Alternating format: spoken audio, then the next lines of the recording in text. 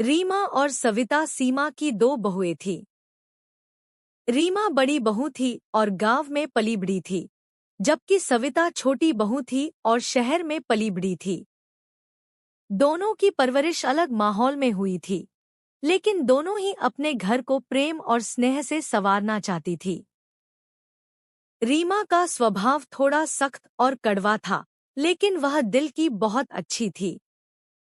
वह गांव की परंपराओं और रीति रिवाजों से अच्छी तरह परिचित थी और घर के सभी काम बड़ी कुशलता से संभाल लेती थी।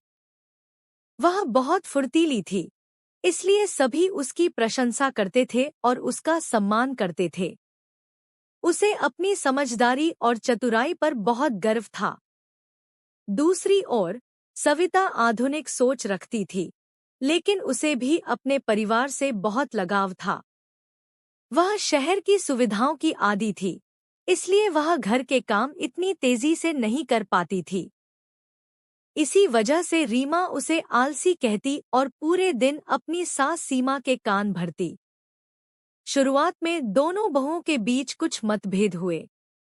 रीमा को लगा कि सविता को घर के काम करने की आदत नहीं है, और सविता को लगा कि रीमा पुराने रीति रिवाजों को जरूरत से ज्यादा महत्व देती है। एक दिन अचानक रीमा की तबीयत खराब हो गई। उसे तेज बुखार हो गया और उसकी हालत बिगड़ने लगी। सविता ने उसका बहुत ख्याल रखा और घर के सारे काम भी अच्छे से संभाल लिए। यह देखकर रीमा को अपनी गलती का एहसास हुआ और उसने वादा किया कि वह सविता के साथ अच्छा व्यवहार करेगी। धीरे धीरे दोनों ने एक दूसरे को समझना शुरू कर दिया।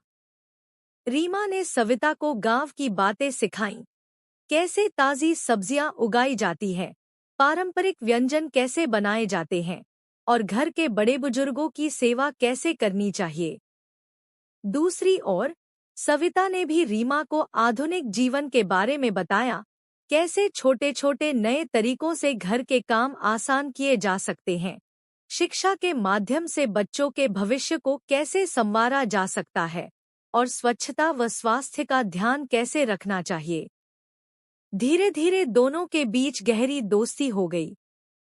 उन्होंने एक दूसरे की अच्छी आदतों को अपनाया और घर में प्रेम और सामंजस्य का वातावरण बना दिया।